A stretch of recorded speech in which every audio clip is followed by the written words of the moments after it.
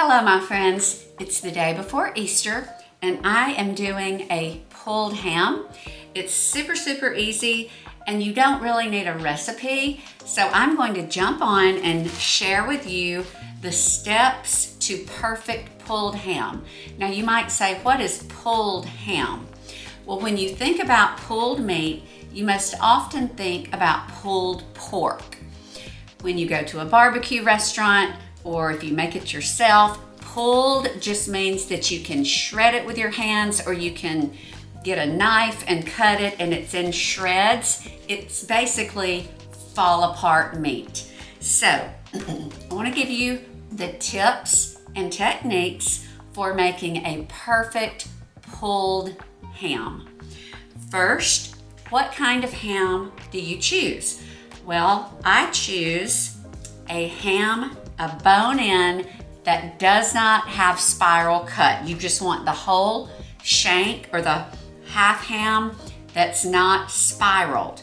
So this is what I have. It's probably 4 pounds. And here you see we have the bone. The bone is going to add flavor and the meat will be more moist. You always want to look for the bone.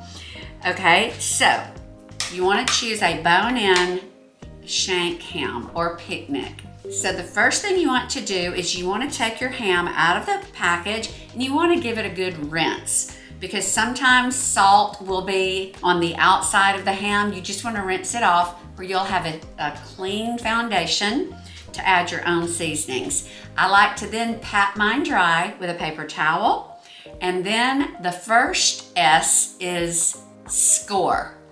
Now, scoring is easy. You get a knife and all you do, and I don't know if you can see, you see these little splits like this? You just get a knife and you just make X's, or you can even make slits. I just like to do X's, and you want to do it all over. You see, you can see, because where I'm pulling, where I put my scores, the ham pulls apart. So after you rinse and pat dry, then you're wanting to score your ham. Okay, so after you score your ham, you want to put mustard all over. I don't measure, I just squirt mustard, and I just use the plain Heinz yellow mustard. You can use Dijon. It doesn't matter. You don't want to use an expensive mustard, because the only purpose of the mustard is to hold the spices on which you're about to add. I probably used about 1/4 of a cup. It just takes a thin coating. So once you have your mustard, the second S after score and mustard is season. I do not get caught up in measurements. I just think, what spices do I like with ham? So I got cinnamon, ground everything, cinnamon, cloves, allspice, nutmeg, and I did a little smoked paprika. And I just did a teaspoon of each. And then I mixed them up in a bowl, and then I patted them over the entire ham. Okay, so we've scored, we've seasoned. Now we're going to seal.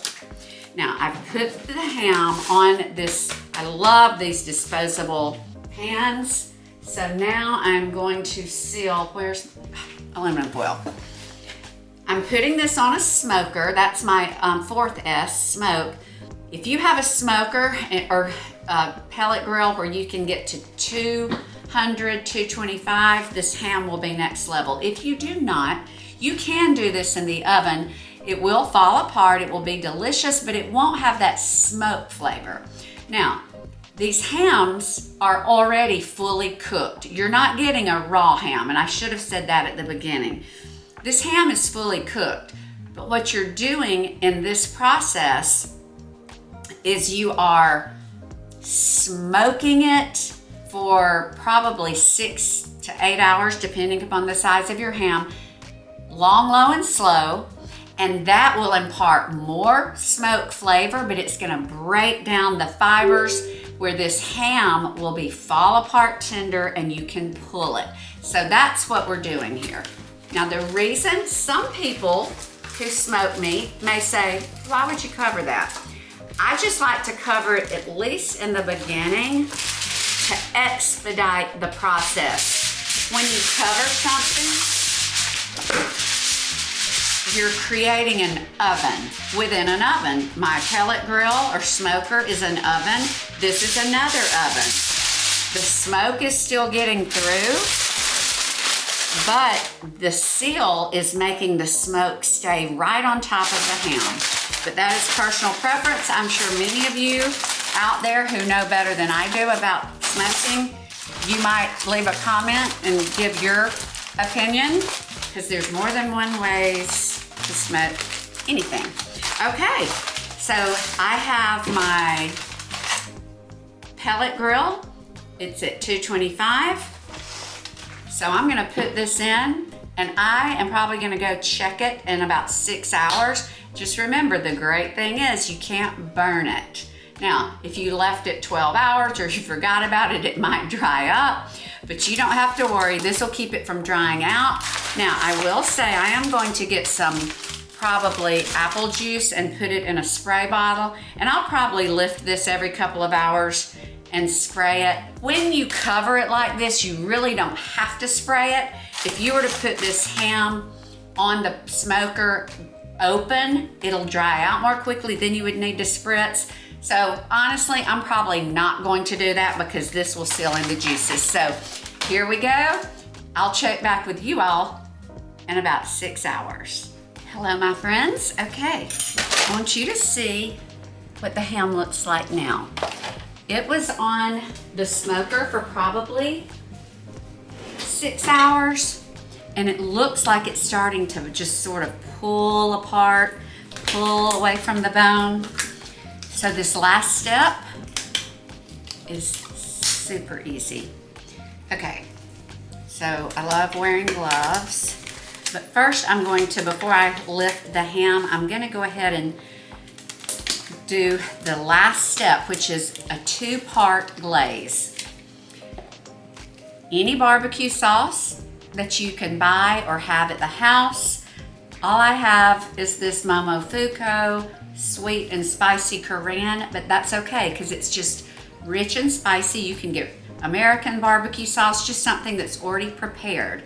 That way you're not having to pull out 1,000 seasonings or spices. You've already got something made.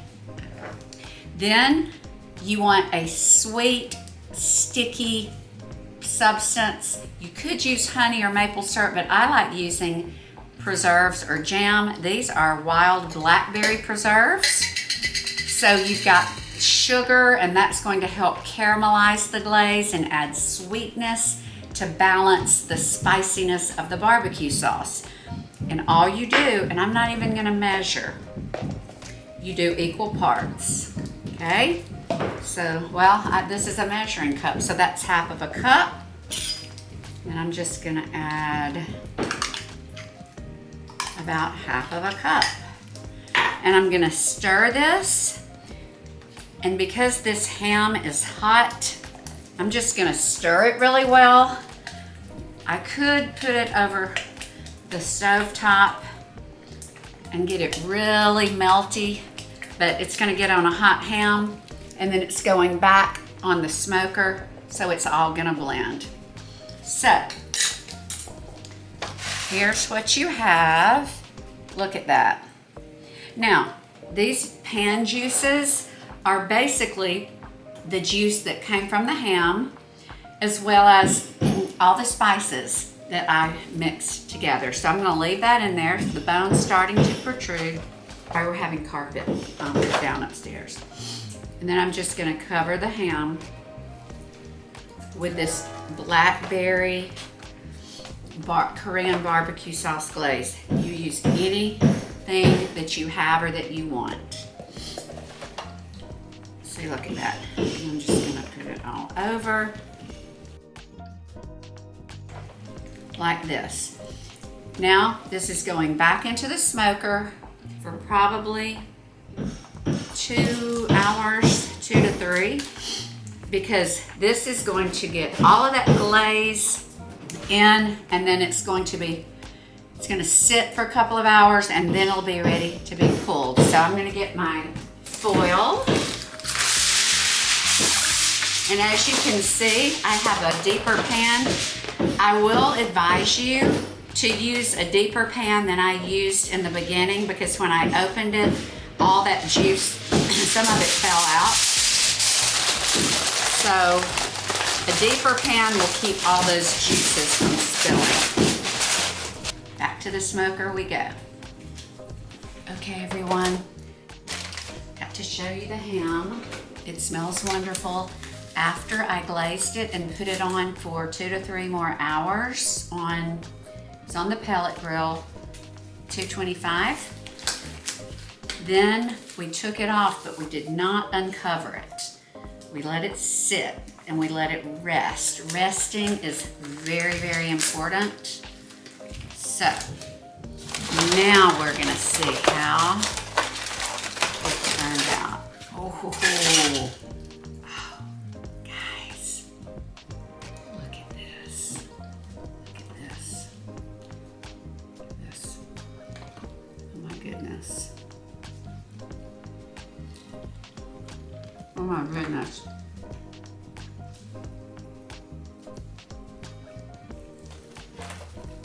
Look. Pulled ham. Look at that. Just pulled right out. So, I'm gonna get 2 big forks and we're gonna pull it apart. And then I'm gonna let this cool. And we're gonna put it in the fridge overnight. And tomorrow, after church, I'll come, take this out, and I'll put it in my steam oven to steam it and get it ready for Easter lunch. But anyway, this is a great way to cook ham. Pulled ham, smoked long, low, and slow, and fall apart tender. I hope this was helpful. If you like my content, please subscribe. And as always, until next time, be blessed and stay savvy.